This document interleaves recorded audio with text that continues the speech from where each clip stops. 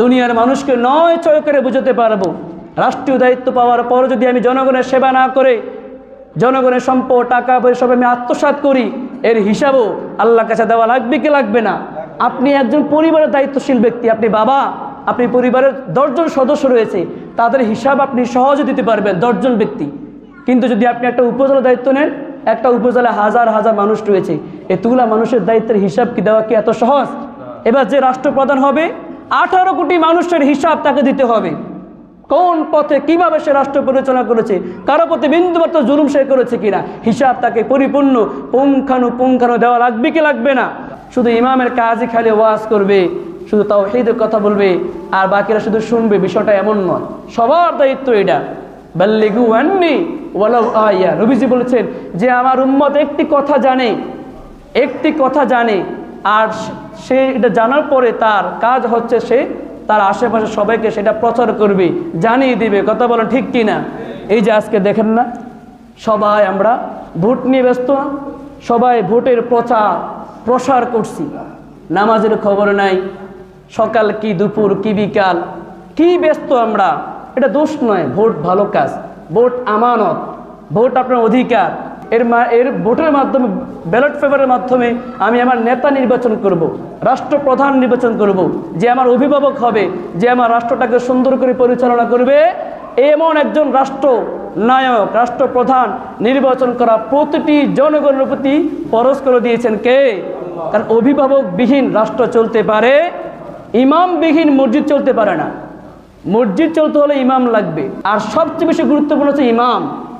ইমাম ছাড়া মসজিদ চলতে পারে, রাষ্ট্রের ইমাম হচ্ছে রাষ্ট্রপ্রধান, রাষ্ট্রপ্রধান ছাড়া রাষ্ট্র পরিচালনা করা, রাষ্ট্র চলতে পারে না। এই জন্য রাষ্ট্রের একজন প্রধানকে নির্বাচন করার জন্যে আমরা যেভাবে লেগে আছি, জায়গায় জায়গায় বাড়ি ঘরে ঘরে নারীদের কাছে মায়েদের কাছে ভোট খুঁজতেছি। যদি এমন করে যদি নামাজ প্রতিষ্ঠার কথা বলতে পারতাম, তাহলে এই দেশে এত দল হওয়ার কোনো প্রয়োজন ছিল? সবাই তো আমরা মুসলমান, সবাই তো আমরা মুসলিম, কিন্তু আমাদের আদর্শ এক হয় নাই, আমরা ভিন্ন ভিন্ন পথে চলে গিয়েছি।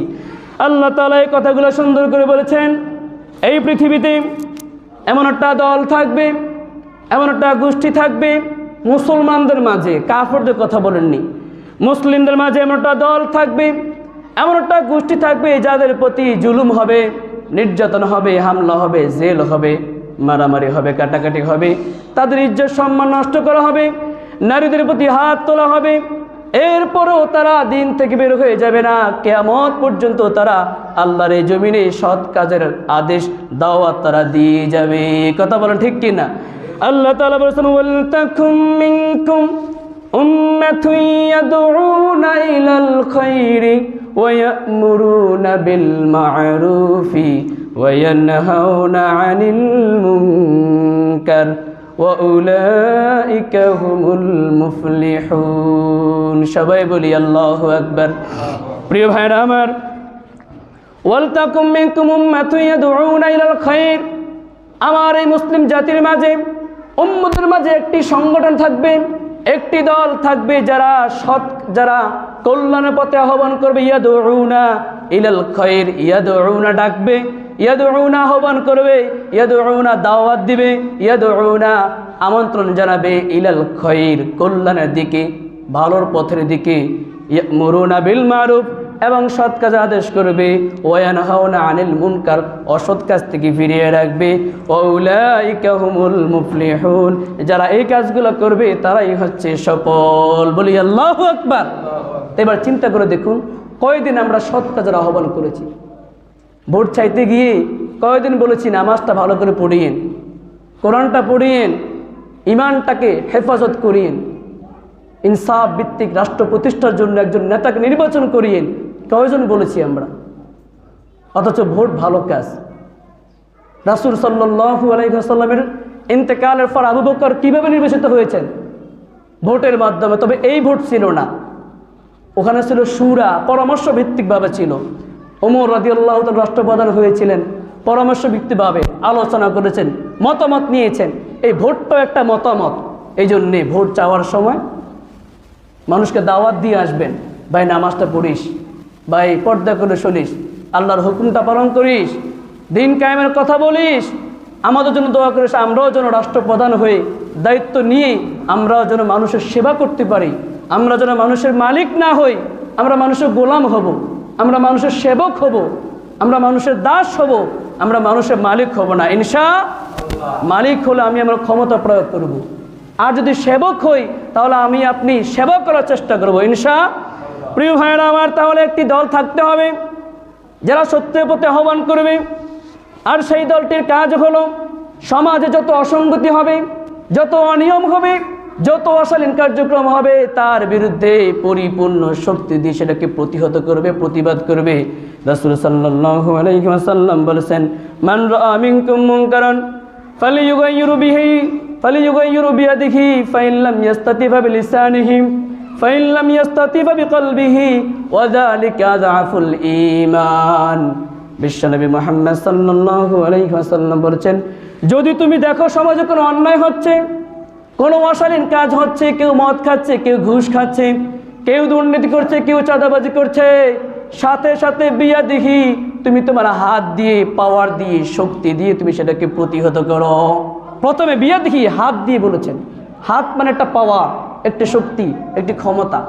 যদি আপনি হাত দিয়ে সে অন্যায়ের প্রতিবাদ, প্রতিরোধ করতে না পারেন, 2 নম্বর স্টেপ, ফাইন লাম ইয়াস্তাতি ফাবিলিসানিহি, তুমি জবান দিয়ে বলো, ভাই মদ খাওয়া হারাম, খেও না, এটা অন্যায় কাজ করো না, কারো প্রতি জুলুম করো না, কাউকে আঘাত করো না, কারো প্রতি অন্যায় অবিচার করবে না, জিনা করবে না, ব্যভিচার করবে না, এটা নিষিদ্ধ।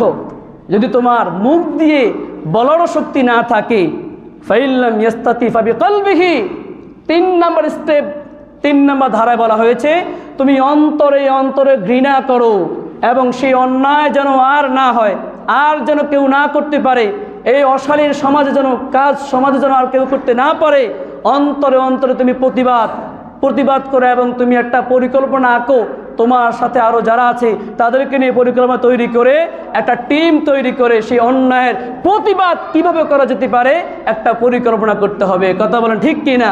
আর 3 নম্বর ধারাকে বলা হয়েছে ওয়াযালিকা আযাফুল ঈমান, এটা হচ্ছে ঈমানের সর্বনিম্ন নিকৃষ্ট অবস্থান, সর্বনিম্ন স্তরের অবস্থান। তার মানে আমার ঈমান কত দুর্বল হলে আমি হাত দিয়ে বলতে পারছি না, মুখ দিয়ে বলতে পারছি না, অন্তরে অন্তরে চুপ থাকছি, নীরবে প্রতিবাদ জানাচ্ছি, তার মানে আমাদের ঈমানের অবস্থা কতটা দুর্বল। প্রিয় ভাইরা আমার, তাহলে এভাবে অন্যায় দেখলে প্রতিবাদ করতে হবে, সৎ কাজের আদেশ করতে হবে, অসৎ কাজ থেকে মানুষদেরকে ফিরতে হবে, কেননা আল্লাহ তাআলার কাছে আমার প্রত্যেকেই জবাবদিহিতা করতে হবে। আল্লাহ তাআলা বলেছেন, সুম্মা লাতুসআলুন্না ইয়াওমাইযিন আনিন নাঈম, সুম্মা লাতুসআলুন্না ইয়াওমাইযিন আনিন নাঈম, সুম্মা লাতুসআলুন্না ইয়াওমাইযিন আনিন নাঈম। তোমাদেরকে আমি যত নেয়ামত দান করেছি, যত উপহার দিয়েছি, যত কিছু দিয়েছি, সব কিছুর হিসাব তোমরা কোন কোন কাজে, কোন কোন খাতে ব্যয় করেছো, তার হিসাব তোমরা আমাকে দিয়ে দিতে হবে। ঠিক কিনা? আমি ইমাম, আমাকে আপনারা এখানে বসিয়েছেন কোরআন হাদিস দিয়ে কথা বলার জন্য, সত্য উপস্থাপন করতে। মসজিদ কমিটি তাদেরকে রাখা হয়েছে মসজিদের সকল কার্যক্রম পরিচালনা করার জন্যে। মুসল্লিদেরকে কাজ হচ্ছে আল্লাহর ঘর আবাদ করতে হবে। এই যে এত দায়িত্ব আমরা পেয়েছি, যদি তা পরিপূর্ণভাবে আদায় না করি, এর হিসাব আল্লাহর কাছে দেওয়া লাগবে। কথা বলেন ঠিক কিনা?